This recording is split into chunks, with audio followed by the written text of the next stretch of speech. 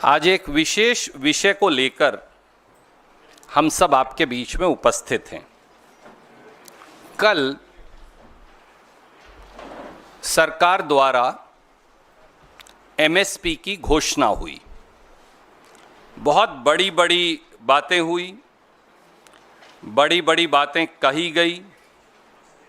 ये भी कहा गया कि किस प्रकार से सरकार ने बहुत ज़्यादा एमएसपी दिया है और किसानों के लिए बड़ा सुखद संदेश है।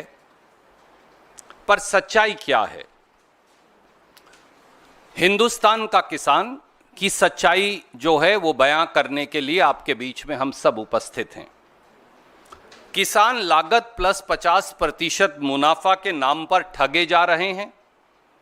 एमएसपी पर फसल खरीद के लिए आंसू बहा रहे हैं और मोदी जी किसान की आय बढ़ोतरी के जुमले सुना रहे हैं। मोदी सरकार ने 11 साल से किसान और खेती पर घात लगाकर हमला किया है। जुमलों का व्यापार है, वादों की घोषणा है, योजनाओं का अंबार है और किसानों में हाहाकार है। सच्चाई यही है। एमएसपी अब बन गया है maximum suffering for producers. MSP का नाम बदलकर यह रख देना चाहिए। C2 plus 50%। स्वामीनाथन की ये जो सिफारिश जिसे वो कहते हैं हमने लागू कर दिया, वो अब जुमला नाथन बन गया है। 11 सालों में समर्थन मूल्य की घोषणा की एक झूठी अदायगी हो रही है। C2 क्या है? C2 है इनपुट कॉस्ट, फैमिली लेबर, जमीन का किराया। ये C2 है। मोदी जी ने ये वायदा किया था और वो आज भी बार बार प्रेस विज्ञप्तियों में कहते हैं कि हम C2 प्लस 50% देते हैं, यानी उस पर 50% मुनाफा देंगे। मैंने इसलिए एक चार्ट आपको दिया है कि सच क्या है। उन्होंने तो कल इश्तिहार जारी कर दिया, पर सच क्या है? पैडी का एमएसपी है 2369 रुपया, 2369। C2 प्लस 50% जो CACP की रिपोर्ट के मुताबिक है वो है 3135। इसका मतलब जो कम प्राइस मिला वो है 766 रुपया। अब 3 बीजेपी जो राज्य हैं, ये मैं CACP की रिपोर्ट से डाटा, इसलिए मैंने एक ही चार्ट पर आपके लिए बना दिया, पूरी रिपोर्ट आपको पढ़ाने की बजाय। वो क्या कहते हैं कि वहाँ लागत क्या है। बिहार कहता है कि हमारे यहाँ धान की लागत है 3260 रुपया। गुजरात, मोदी जी का अपना प्रदेश, कहता है कि वहाँ धान की लागत है 3000 रुपया। महाराष्ट्र कहता है कि वहाँ धान की लागत है 4783 रुपया। आप दे रहे हैं 2300 रुपया और आप कह रहे हैं कि ताली बजाओ। तो कैसे बजाएं? और यही बाकी की फसलों की स्थिति है। ज्वार में किसान को नुकसान है 1110 का, बाजरा में 539 का, रागी में 1078 रुपया प्रति क्विंटल का, मेज में 528 का, तूर और अरहर में 2259 रुपया प्रति क्विंटल का, मूंग में 2446 का, इत्यादि इत्यादि। और अगर इस चार्ट के आप आखिरी कॉलम को देखें तो भाजपा या भाजपा के जो मित्र प्रांत हैं अधिकतर, वो भी ये कह रहे हैं कि किसान की लागत एमएसपी से कहीं ज्यादा है। तो आप ना C2 प्लस 50% दे रहे, उसमें भी नुकसान है, और जो भाजपा शासित प्रदेश हैं उनमें जो फसल की लागत है ना वो दे रहे। मुनाफा तो छोड़ ही दीजिए। तो फिर ये किसान से सीधा सीधा धोखा और छल नहीं तो क्या है? ये राजनीति का विषय ही नहीं, ये केवल CACP की रिपोर्ट और मोदी जी द्वारा जो कल घोषित हुआ है एमएसपी, मैंने केवल वो चार्ट आपके समक्ष रखा है। एक और पहलू है, एक और चार्ट मैंने आपको भेजा है। आप एमएसपी दे दीजिए 10,000 रुपया, खरीदो ना 2 रुपए की फसल, तो एमएसपी के मायने क्या हैं? मैं आपको बोल दूं, आपकी तनख्वाह आज से 5 लाख रुपया है, तो आप एडिटर के पास जाएंगे और कहेंगे मेरे को वो 5 लाख रुपया दो। बोलो देना वेना कुछ नहीं है, बस घोषणा कर दिए। 2023-24 के कृषि मंत्री के कृषि मंत्रालय के आंकड़े सार्वजनिक है। I have given U A second chart. Hindustan में ये बार बार मैंने पहले भी बताया कि गेहूं और धान को छोड़कर मोदी सरकार कोई फसल एमएसपी पर खरीदती ही नहीं। तो भैया आप देते रहो, एमएसपी की घोषणा करते रहो, खरीदना है नहीं कुछ, तो उसके मायने क्या हैं? अगर आपको मैं ध्यान आपका आकर्षित करूं, गेहूं और धान को छोड़ दीजिए, गेहूं 23%, धान 56% एमएसपी पर खरीदते हैं, 56% खरीदो तो रेट स्टेबलाइज हो जाता है। आई कंसीड इट, क्योंकि फिर मार्केट फोर्सेस को भी खरीदना पड़ेगा। पर आप आगे आ जाइए, जौ पे आइए। जौ का उत्पादन हुआ 16,53,000 टन। मोदी सरकार ने कितना खरीदा? 0, एक दाना भी नहीं खरीदा एमएसपी पे। ज्वार पर आ जाइए, उत्पादन हुआ 47,37,000 टन। मोदी सरकार ने खरीदा कितना? 3,23,000 टन। तो 44 लाख टन अगर आप खरीदेंगे नहीं तो उसे एमएसपी मिलेगा कैसे? मक्का पर आ जाइए, 376,65,000 टन देश में मक्का का उत्पादन हुआ। आपने कितना खरीदा? 5,000 टन। 376,65,000 टन में से 5,000 टन खरीदा। तो आप करते रहिए एमएसपी की घोषणा, खरीदना तो है नहीं आपने। बाजरा पर आ जाइए, 107,16,000 टन बाजरा का उत्पादन हुआ। यह सरकार के आंकड़े हैं। उन्होंने खरीदा कितना? 6,96,000 या 7 लाख टन। रागी पर आइए, 16,70,000 टन उत्पादन हुआ, 2,31,000 खरीदा। चना बहुत बड़ी संख्या में देश में पैदा होता है। चने का किसान तो यहां से लेकर दक्षिण भारत तक है। 115,76,000 टन चना पैदा हुआ। सरकार ने कितना खरीदा? 43,000 टन। तो एमएसपी दे दीजिए, उसका लाभ क्या है जब आपको खरीदना ही नहीं है? यही सरसों की हालत है। 131,61,000 टन, सरसों भी सबसे बड़ी फसलों में से एक है, पैदा हुई और खरीदी 12,09,000 टन।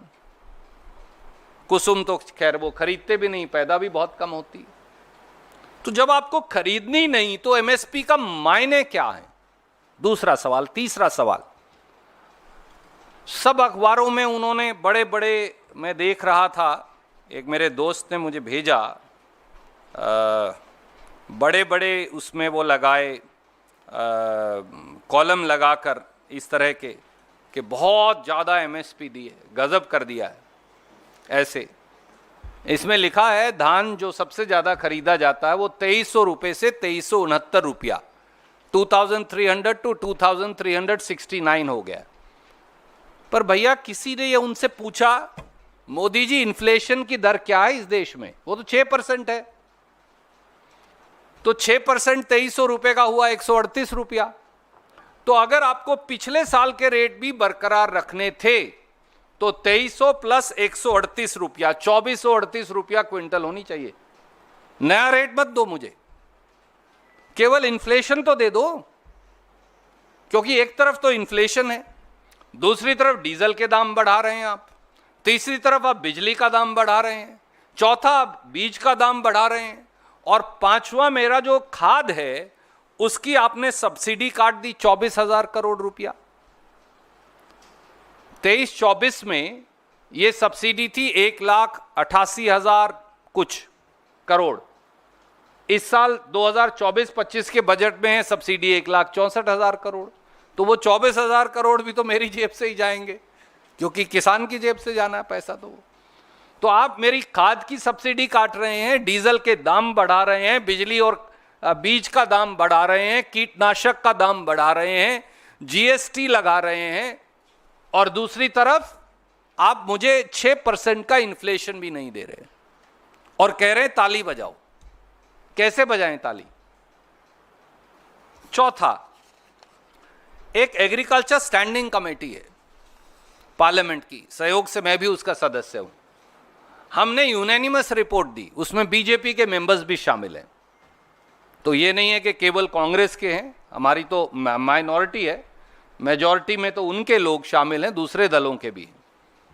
उन्होंने दो बातें कही। एक कहा भैया ये कोई फायदा नहीं है, एमएसपी गारंटी का कानून बनाओ। दूसरी सिफारिश की हमने कि जीएसटी जो है खाद पर 5% है, कीटनाशक दवाई पर 18% है, ट्रैक्टर पर 12% है, ट्रैक्टर के जो टायर हैं या दूसरा सामान है उस पर 18% है। ये जीएसटी हटाओ, खेती से टैक्स हटाओ, खेती को टैक्स करना बंद करो। उस रिपोर्ट को प्राइम मिनिस्टर ने लिया और रद्दी की टोकरी में डाल दिया। तो अब आप पार्लियामेंट की भी नहीं सुनेंगे। आप एमएसपी नहीं देंगे C2 प्लस 50%, आप एमएसपी पर खरीद नहीं करेंगे जो आप घोषणा करते हैं, आप एमएस रेट बढ़ाकर हमें 6% इन्फ्लेशन भी नहीं देंगे, और आप ना एमएसपी गारंटी का कानून देंगे और ना खेती से टैक्स हटाएंगे। और इसके अलावा एक आखिरी पहलू, क्योंकि मैं आपका समय नहीं नष्ट करूंगा, 6 बड़ी स्कीम्स का एक चार्ट मैं आपको और भेज रहा हूं, मैं इसमें नहीं भेज पाया। इन्होंने 3 लाख करोड़ खर्च ही नहीं किए। This is that chart. I am not going to read it and waste your time. I made a chart, I am sending it to you. खेत और किसान से इतनी नफरत बीजेपी की सरकार को है कि उन्होंने 3 लाख करोड़ खेती की स्कीम का खर्च ही नहीं किया। ये इनके बजट का डेटा है, मैंने तो कहीं से और लाया नहीं, इसमें मैंने लिखा है, तो आप जरूर इसे देख पाएंगे। तो इतनी नफरत क्यों है खेत और किसानी से?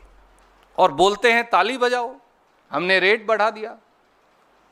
उल्टा किसान को नुकसान होने वाला है। 138 रुपया तो इन्फ्लेशन का आना चाहिए पिछले साल के रेट पे, आप मुझे दे रहे हो 69 रुपया, और ये सारी चीजें महंगी कर रहे हो। तो इसलिए प्रधानमंत्री जी को अपनी जबान पर विश्वास करके हिंदुस्तान के 70 करोड़ से अधिक किसान और खेत मजदूरों को जवाब देना चाहिए। कोई सवाल आप पूछना चाहें तो स्वागत है।